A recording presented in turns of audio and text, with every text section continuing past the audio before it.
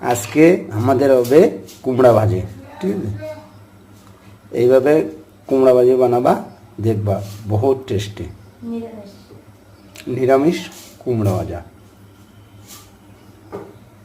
দেখতেও যতটা সুন্দর হবে, খাওয়া তো তার থেকে আরও বেশি সুন্দর।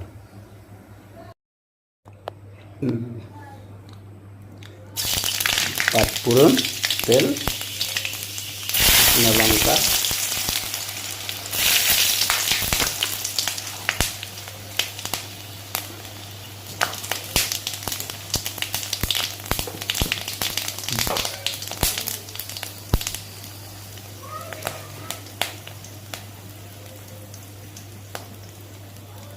এখন দেবো কুমড়োটা।